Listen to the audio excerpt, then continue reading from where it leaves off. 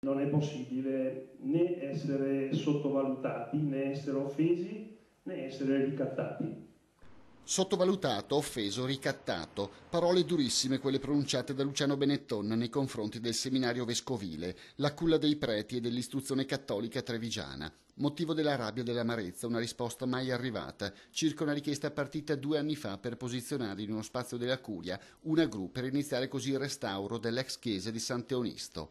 Un progetto ambizioso affidato all'architetto Tobia Scarpa, che doveva dare alla luce uno spazio culturale a disposizione di tutta la città. Il numero uno degli industriali rincara la dose e parla di ruolo sociale disatteso spesso anche dagli uomini della Chiesa. Purtroppo per certa gente, per certe persone, secondo me, o perché prendono poco seriamente il loro ruolo anche sociale.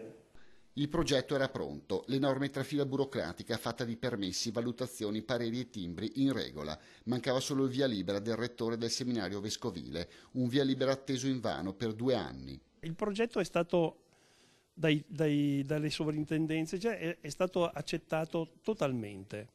Noi abbiamo il vicino di casa che non ci dà assolutamente soddisfazione. Nemmeno i 2 incontri con il vescovo di Treviso sono serviti a smuovere le cose. Una persona squisita che però dà delega ai tecnici, al rettore insomma, del seminario, giustamente, cioè non è lui che decide, per cui non è stato sufficiente insomma, questo incontro e questo contatto che ho avuto. Adesso, dopo 1 anno e mezzo d'attesa, Luciano Benetton ha deciso di rinunciare al progetto. La mia pazienza è finita, ma è finita con un po' di dolore. Ed infine il numero uno degli industriali aggiunge un'ultima e amara considerazione che forse mai nella vita gli era capitato di fare. E qua sembra di chiedere l'elemosina.